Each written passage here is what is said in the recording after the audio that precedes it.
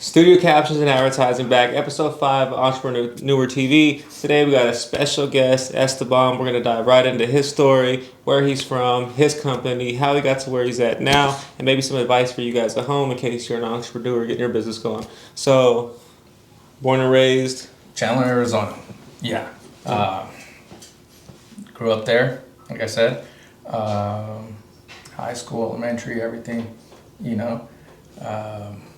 Chandler High, rivals of Hamilton.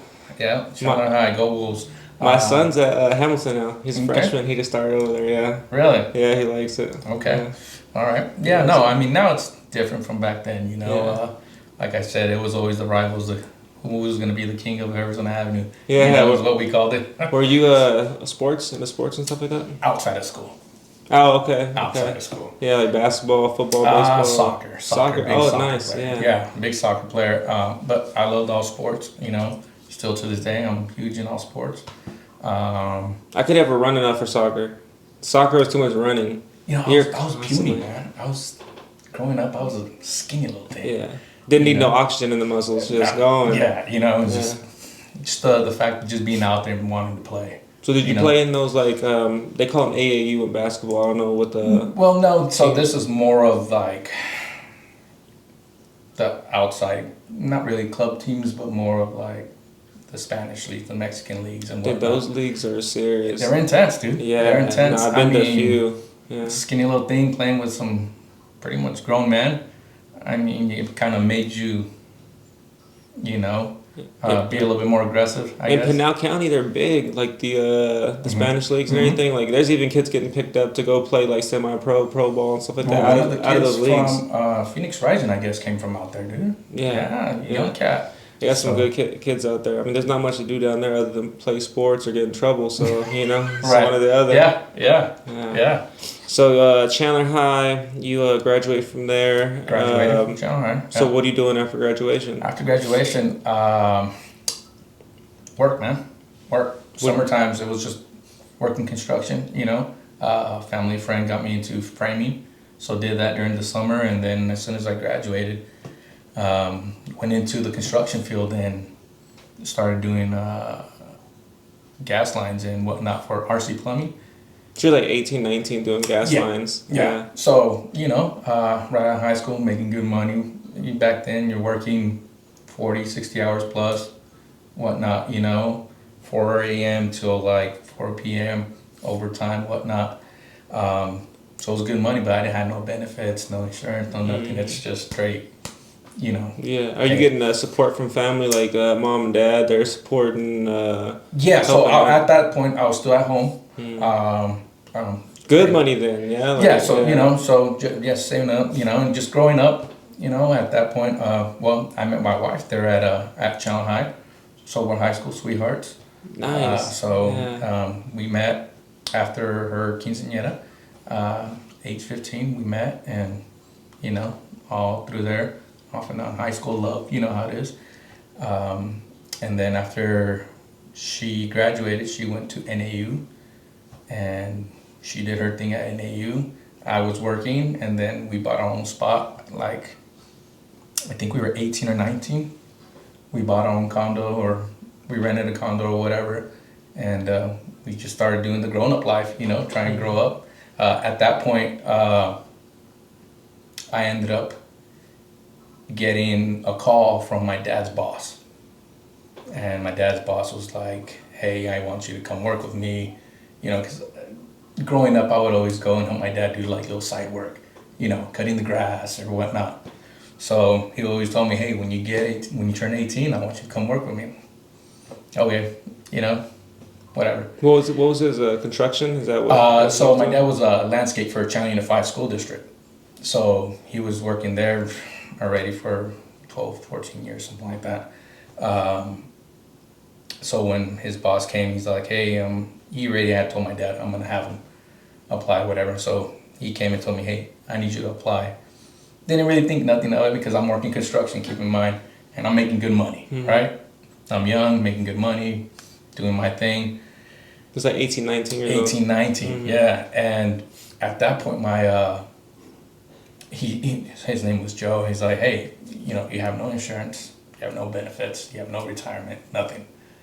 But you're making good money. And I'm like, yeah, you know, like you don't think big picture. Yeah, you're not. You know, you don't think long term. You know, you're like, I'm growing not up. getting hurt. Right? Exactly, You know? exactly. I'm still Retirement, young. I I'm feel 18. good. Yeah. Exactly. So at that point, I was just like, you know, I'll brush it off, and I brushed it off for, I don't know, I want to say maybe almost 2 months. Until finally, he's like, I'm not leaving here till you fill out this application and give it to me. All right, filled it out. 2 weeks later, get a call, and I'm working at CUSD. I took a little bit of a pay cut, but again, it kind of made up for it with the benefits and retirement and whatnot. I put in CUSD. Channel Unified School Okay, District. okay, yeah. I put in 14, 15 years there. I started off I did like 6 months in grounds crew, which is like landscaping and all that. Right after that, I went over to the maintenance department, where it's like kind of handyman stuff, but it was the paint department. That's where it all started for me, man. So you're like At that 20 point, years I old? was 19, 20? When I started there, I was, gosh, I want to say like 19, turning 20, something like that. Getting into the paint. Yeah. And then, so how what are you thinking? Like, what type of projects are you working on at the time? So at that point, it was, they had, I think, three painters. And when I came in, what I call my paint mentor, Ronnie Vasquez, he's the one that introduced me and taught me everything about paint. Keep in mind, I have no clue. Like, I knew painting is like using a roller, whatever, you know, blah, blah, blah, just slap it on. But he taught me like straight up basics. Like, no, it's not, it's attention to detail, you know? It's the little things that make that, the big difference. And yeah, dude, I mean, it was, at that point, it became 4 of us at that point, I want to say like 35 schools, something like that.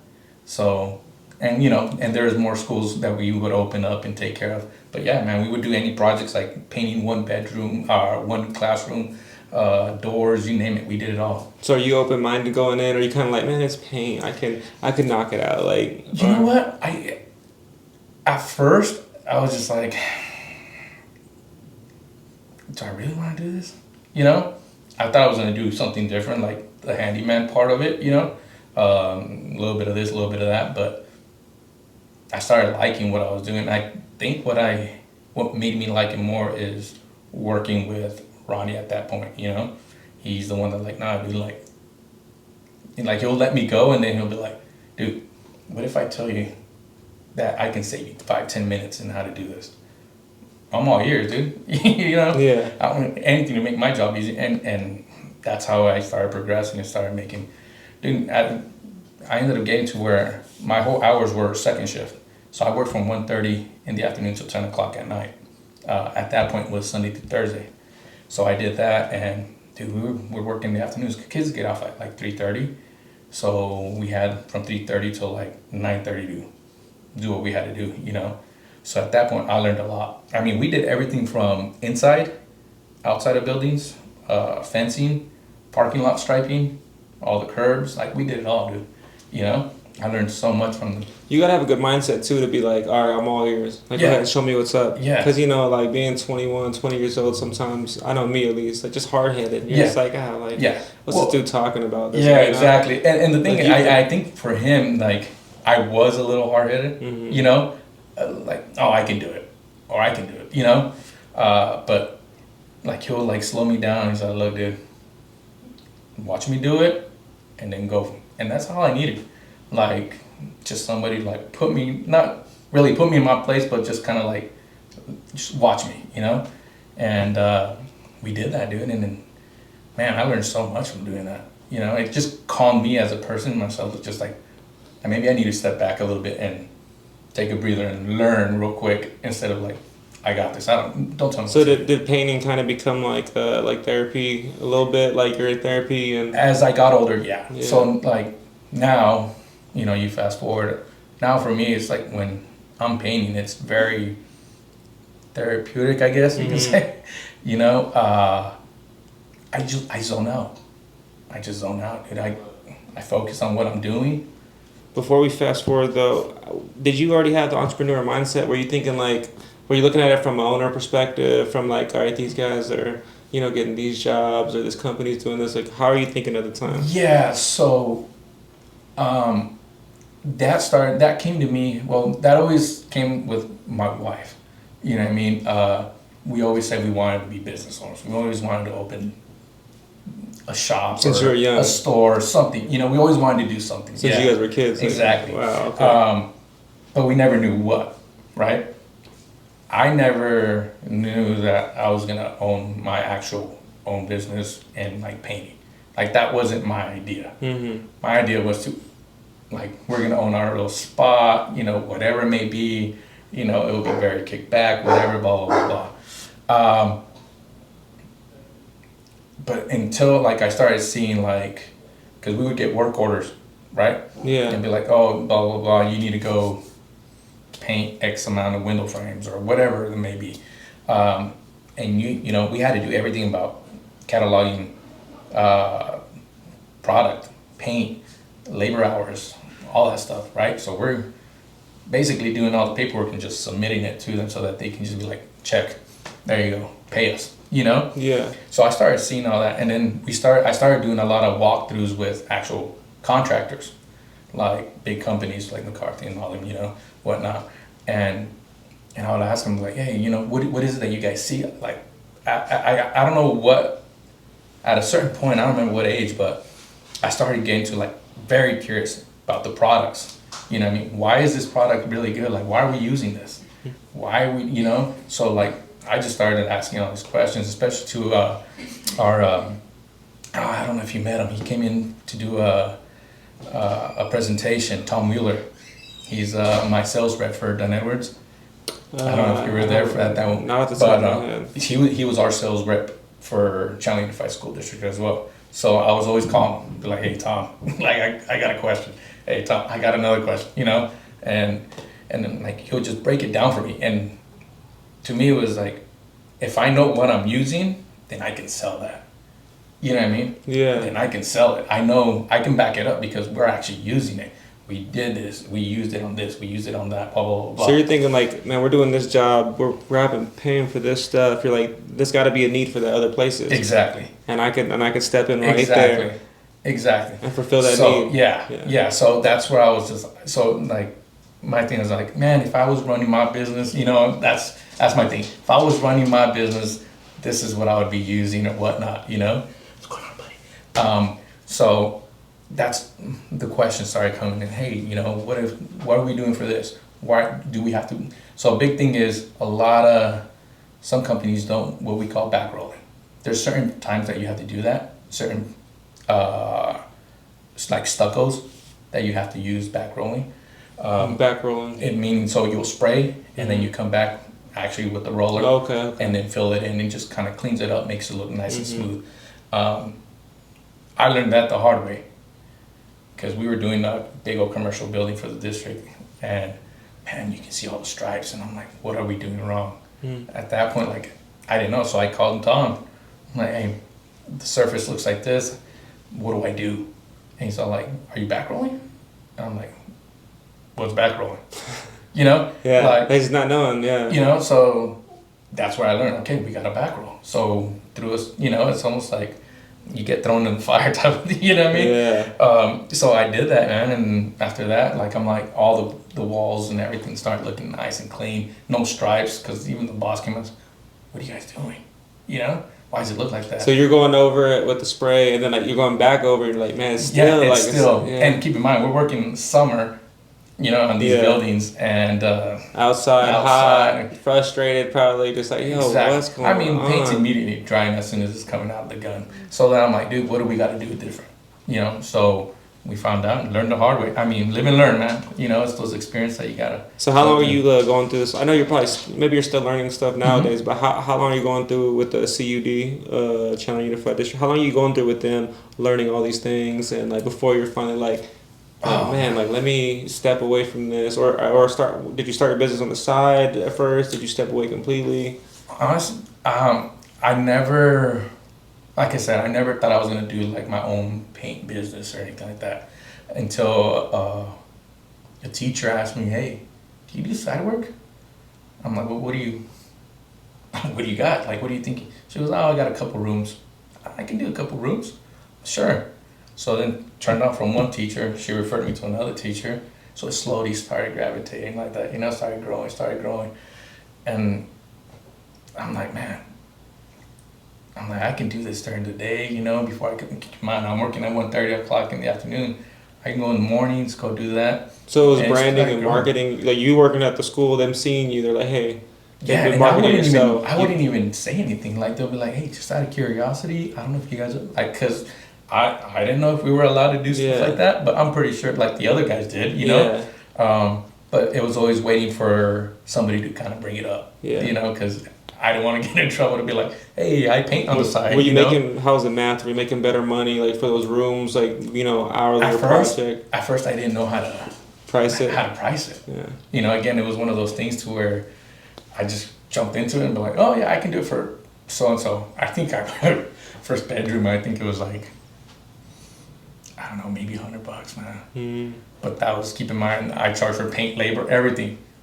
I was out of pocket, Yeah, but I didn't think about that, like, to me it was just like, whatever, I'm just doing something, Yeah, and that's how you learn, right? Like, go through it, and then it's like, exactly. So now that I think about it, it's like, man, like, you've grown quite a bit, but it was just one of those things. So again, my questions is like, how do I go about charging? Like, what is the price going for?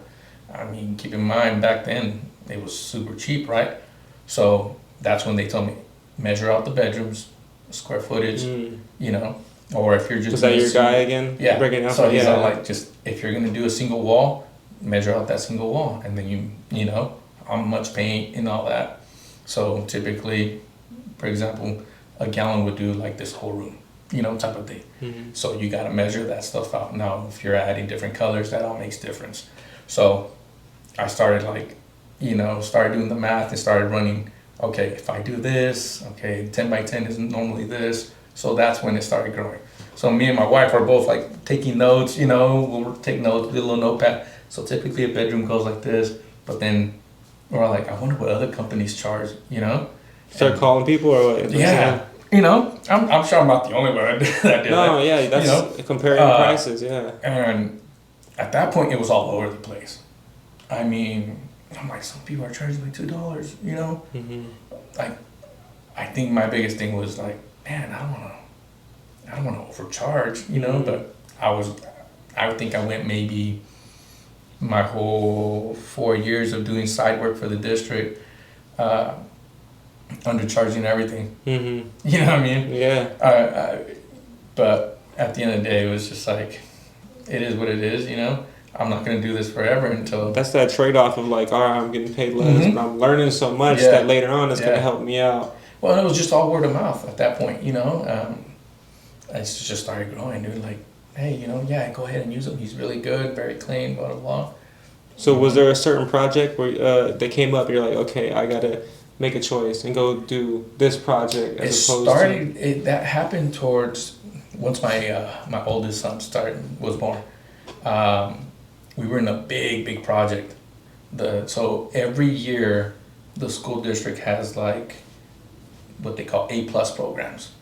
So you have about 2 or 3 schools that need to be like immaculate, inside, outside, walls, everything, right? These like private schools or something? No, this is public schools. Okay. Right? Yeah. And some of them, sometimes the governor will come out and check them out. So if we know which one the governor is going to come out to, it's a little bit more attention to detail, right? So there's this one school, and they're like, dude, they got these contractors to go out there and quote it, right? Because the governor, they wanted to be like, precise, on point, everything perfect, immaculate. And I'm like, dude, what you guys charging? Because it was just like, oh, we're gonna do this. Like, it was all like the outside gates and they're like, I don't know, it's like $25,000 to do all the gates or something like that, And they had like these machines. They're like, literally, me and you. Here's the gate, and they're spraying. And that guy's not even getting no paint on him. They're like on the other side of the gate like this? And he's using, so that's when I found out that there is this machine called electrostatic machine, electricity.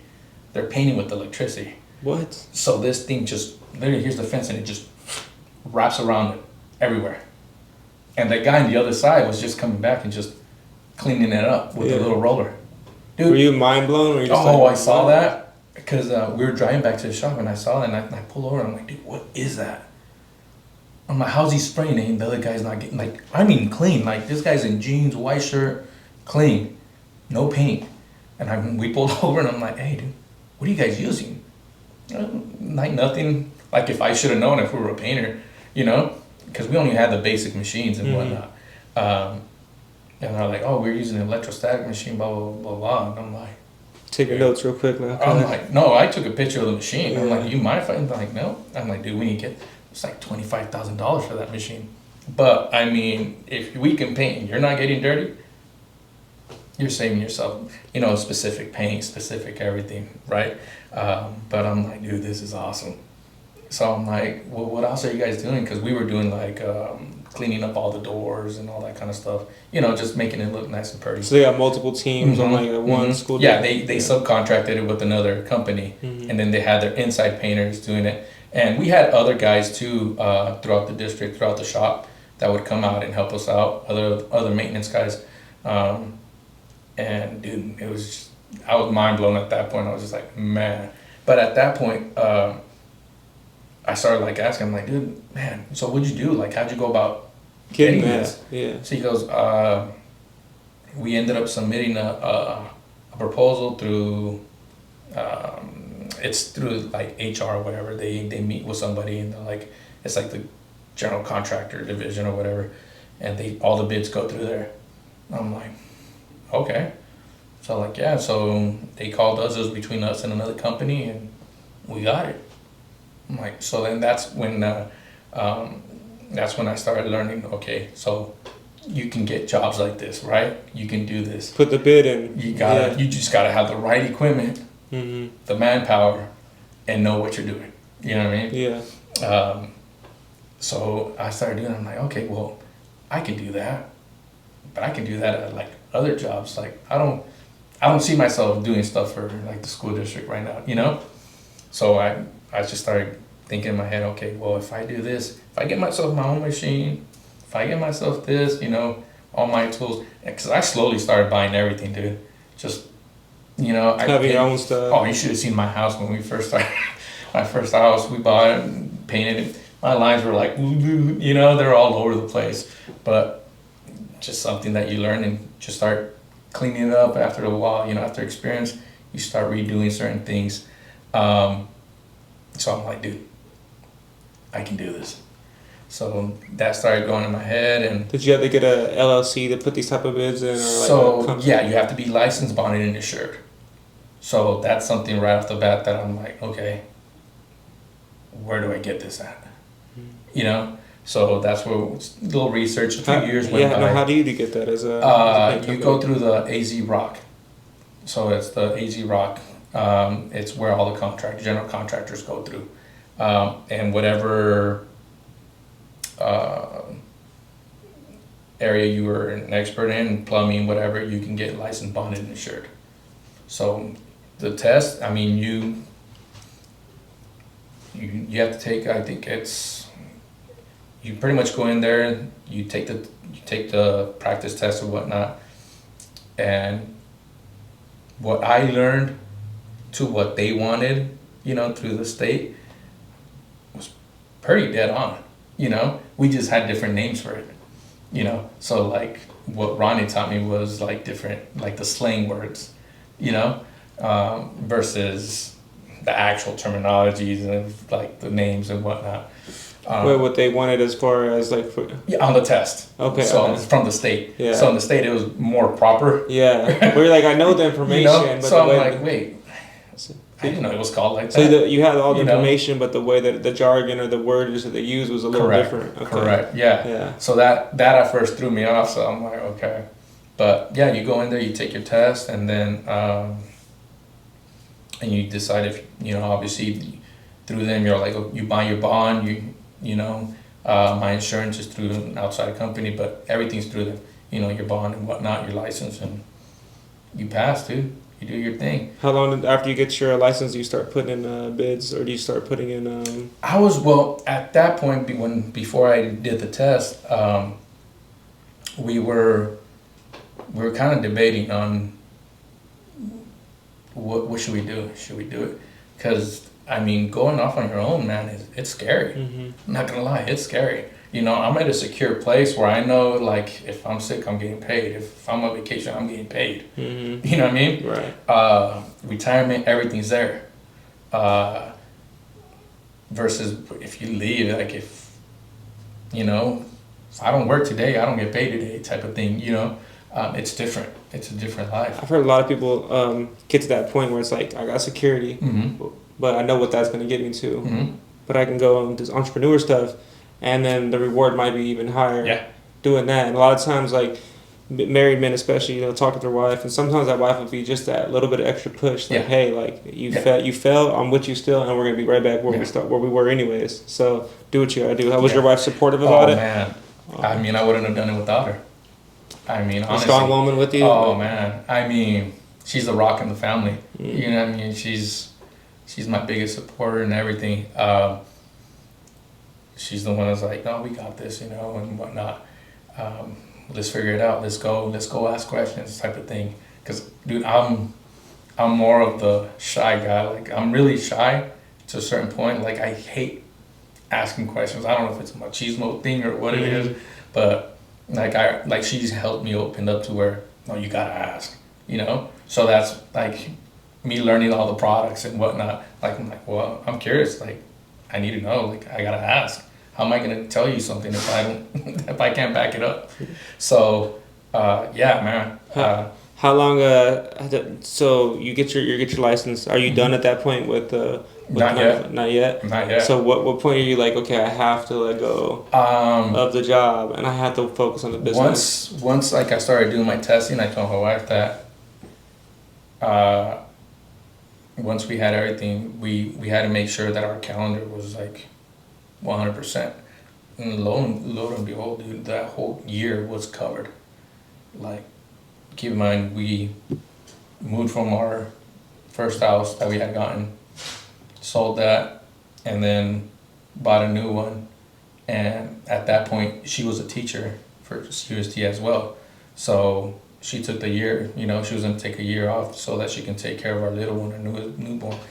And I ended up putting my 2-3 weeks when we bought our new house and whoa, everything. Yeah, gotta be nerve-wracking, but so, the belief though. But we had the whole year covered. Like, we were completely saving booked. up or cover work. Yeah, we. Did you have money saved up already too? Yeah, we had money, everything. We were just covered. But we had the whole year booked with jobs.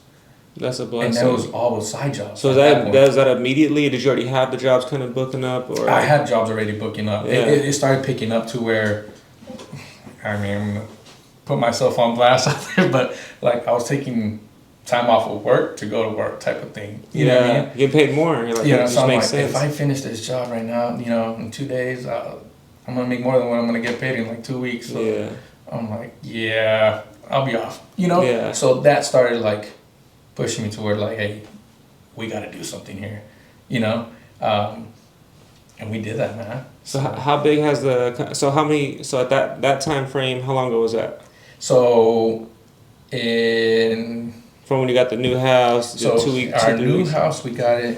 What was it? 2011. 2011. Okay, yeah, it's been a while. Yeah. Yeah. So how big has your company gone from? Because I'm sure you started out with just you at first. Yeah. Just you. Yeah. And your wife helping with numbers and everything, and then how big has your company grown now? Do you have more workers, more employees? We do. We have subcontractors is what we have. Okay. It's easier for me to work with subcontractors right now because I can just limit to what I need help with. Everything else I can take care of. So physically, just me and my wife are both owners of the company. So she does all the behind the scenes, as you've seen, like social media and all that stuff. She takes care of all that. and I'm the one that's all hands on deck. So what kind of services, like what type of customer would like reach out to you, and what type of services or product, or is your like, would you put not push at them, but as your most like ask for product or service or something you like to offer? Well, we like to offer everything. So we are a commercial and residential company.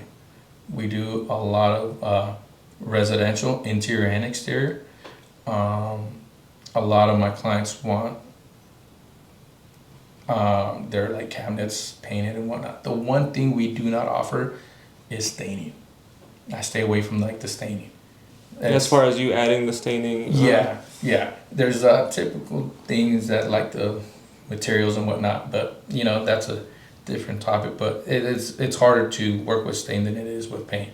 You know, it's more time consuming, more of a liability. So I try to stay away from that. Commercial, we do inside outside. So I love doing commercial buildings, dude. To see somebody's vision, of how they want their building to look and their office inside and whatnot. Oh, super cool. Super cool. We did one in downtown Phoenix, and that was awesome, dude. Very modern, Yeah, downtown Phoenix has some big buildings down Yeah, there too. yeah. So you're doing residential, commercial, interior, exterior. What do you think makes your company like different from another painting company that? I think what stands us out from other companies is the fact that the clients appreciate the fact that it's more me. You know what I mean? Like, you see me from day one till the end. It's 100% me. I'll bring in the guys with me and whatnot, but I'm not dropping off anybody. Communication's always there. Yeah. And we're just 100% honest, man. Like, you know what I mean? I'm not cutting corners. I mean, I try to keep it 100% with them, as much as I can. And I give them what they want, There's something organic about that. Being able to like call the company, you talk to somebody, then the person you're talking to is who you see, who you see on the job. It's like you feel like it's a closer connection with like the brand that Yeah, because keep in mind these other bigger companies are like, oh, we'll send somebody out. And that person doesn't care. They just pull up. They're just doing their job. They're getting their hourly. Exactly. And then they're just exactly. And for me, it's like, this is my brand. Exactly. I'm selling myself to you in a way, but at the same time, like I'm trying to gain your trust. I want your trust. Testimonies too. Like Exactly. they're gonna talk about it whether it's good or bad. Anyways, Exactly. if you do a bad job, they're gonna be even louder about it. Exactly. So I go above, beyond whatever they want, their expectations, and they tell me like, hey, appreciate you. A lot of people really appreciate the fact that we're like 100% honest with them all the time, and we go above and beyond, dude. So that's what we try to do all the time. And I think a lot of companies now is more of like, hey, let's go get that paper, Like, I'm not there, Using like the cheapest At the end stuff. of the day, I need the work, but I need the client more than what I need you know what I mean? Yeah. Whereas like a one-off job is one thing, but Exactly. it's like you do a good job, and who knows what it's gonna lead to. Well, exactly, because that one client can turn around 3 more clients, and 3 more clients can turn around another 4 more clients. So that's how it's been for us from day one, man. Like, everything has been Word of mouth. Word of mouth. I haven't done any type of promotion or anything like that.